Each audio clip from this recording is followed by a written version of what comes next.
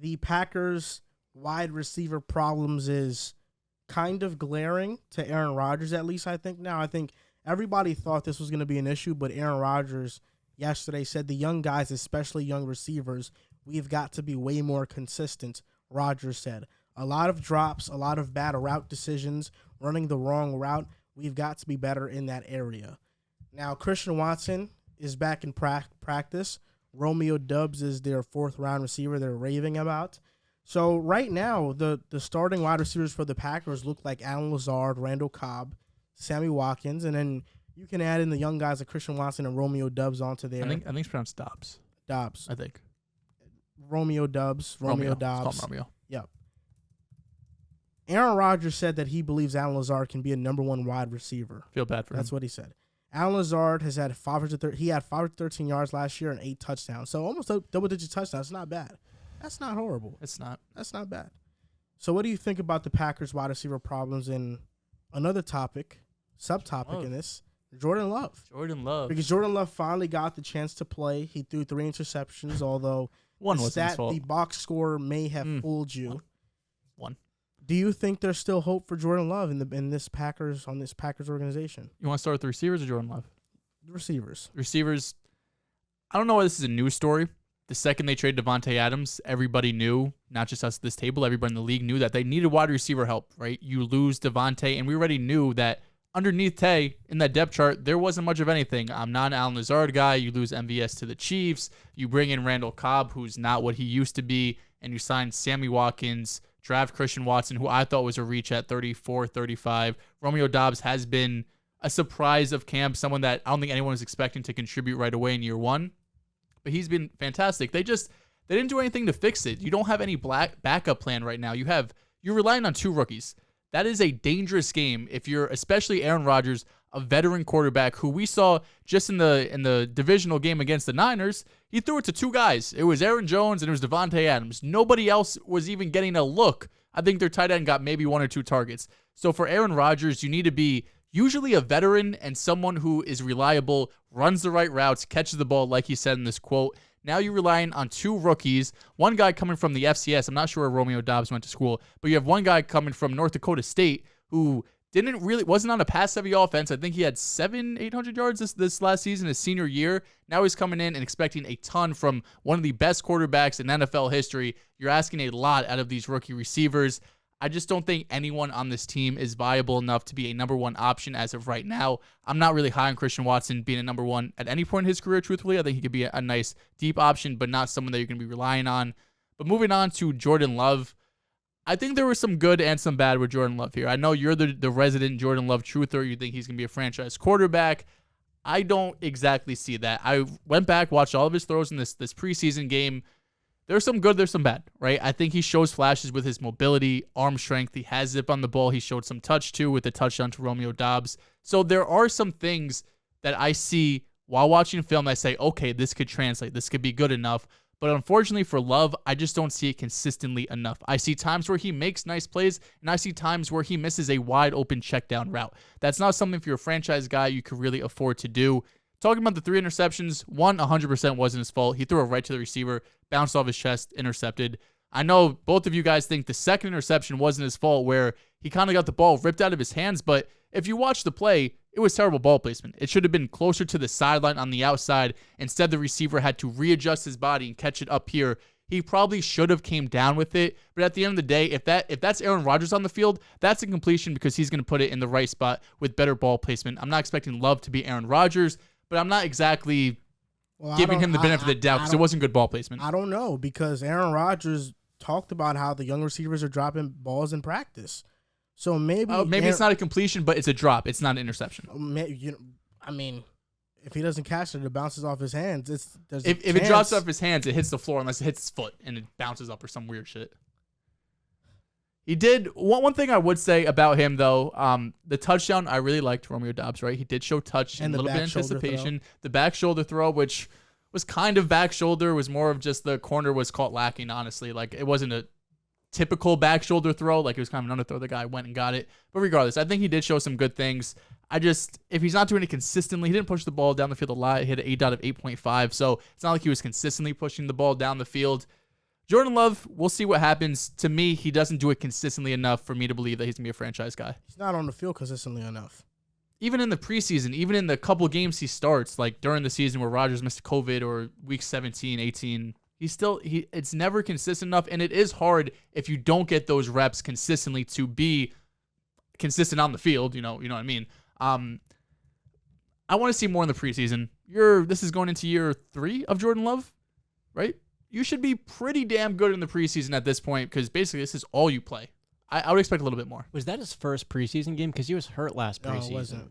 And then the year before, he didn't have it going to his rookie year. He played in the preseason last year. It was, maybe one game? 2. 2? Mm-hmm. Okay, well, starting off with the receivers, I'm going to start off there, I guess. Yeah. They're going to be playing their 11 best guys. They're going to be running a lot of double running back looks, and oftentimes this can be Allen Lazard, who's a great blocker, by the way. Rodgers said that it's realistic that Dylan and Aaron Jones get 50 catches apiece. Yeah, Dylan would be, I don't know. He's a good pass catcher. Yeah. Okay. Not as good as Aaron Jones, but he's solid. 50 is a lot. I think the big thing with the Packers that we're not really looking closely enough at is that defense, as they're continuing. I was not a big fan of the Quay Walker pick. I'm big on George Pickens. I know a lot of Packers fans have already heard a ton about that. They could have took Christian Watson in the first round and George Pickens with the pick they trade up to get in the second. I never take Christian Watson, just take Pickens. Watson has maybe one of the 3 highest ceilings in this draft, though. Who? Christian Watson. Out of all the receivers I'm talking about. I disagree. Okay, there's a lot of receivers. We'll go 4 to 5. And there's a lot. That says a lot because there's George Pickens, Jameson Williams, Olave, all those players. I mean, he is right up there. But more specifically with this team, the defense is good enough to lead them in fall. And so their offense doesn't have to put up 30 points a game.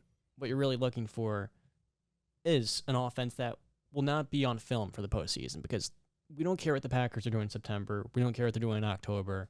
What matters if you're going to ink Aaron Rodgers this massive extension, the last giant one I think he's going to get in his career before he retires, you're trying to win a Super Bowl. And so you want to get lightning in a bottle. You want to get that flash end of the season, much like the Bengals did last season, where it all just clicked for them going to the playoffs. They got a little bit of fortune with the opponents they're playing. The Packers don't have to be perfect the first 8 weeks of the season, but you just want to see the progression with, of course, Christian Watson and Romeo Doubs as the season goes on. The veterans are just there for protection because Rodgers has played with Allen Lazard for 3 seasons. Randall Cobb is the only reason why he's in there is because they've had that connection. And so they can hold you over until you get to the month of December. And I think that's really where the Packers will tell us whether or not this is a true Super Bowl contender or another year in Green Bay where they lose the 49ers in the playoffs. You think there's a chance they sign Odell? There's a chance. He does every year at them, I feel like. You're not wrong. You're not wrong. It's not Odell, but it's some high name receiver. Like, oh, should the Packers go and get them? Will Fuller? No, I don't see it. They need someone. I think Green Bay is going to be fine. I think their problems at receiver are definitely evident, but I do think Allen Lazard is going to have a pretty good year. Good. I think he's going to have 1,000 yards. Ooh. You want to put a bet on that? Let's do it. It's been a minute.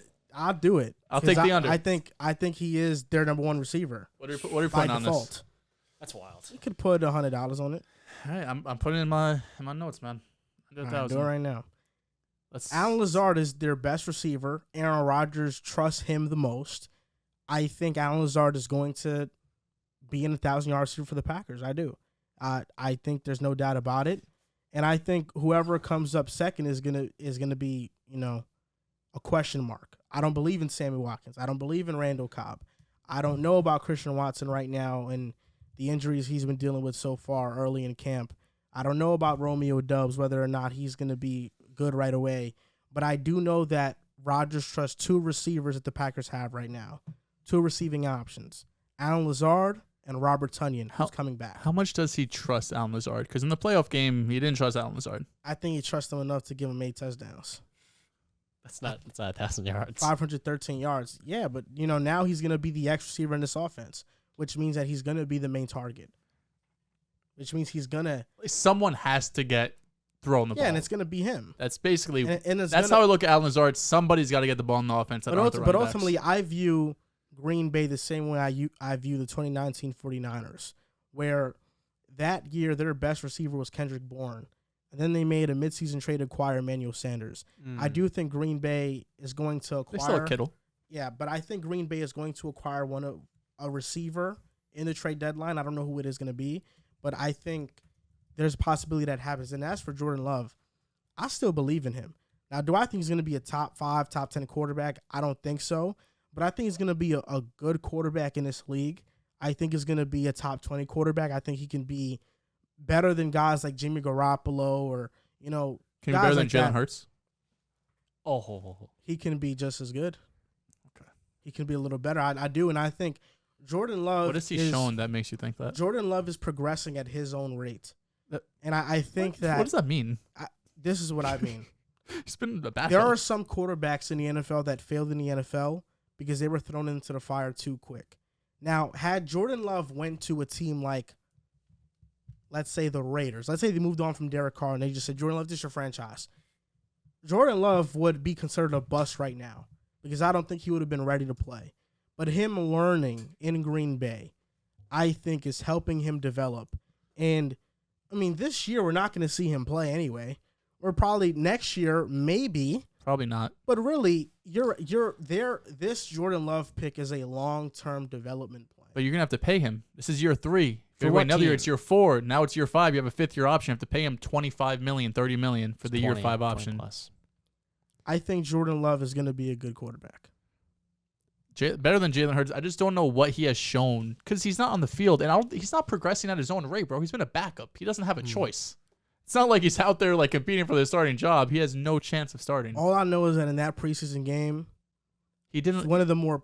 It's Stop. probably one of the best performances I've seen from He him. wasn't even the most impressive quarterback on the field. Well, Trey Lance is good, Trey Lance is knock really him. good. but Jordan Love, he showed poised. He played some of the most poised football I've seen from him. Oh my god, I could throw up.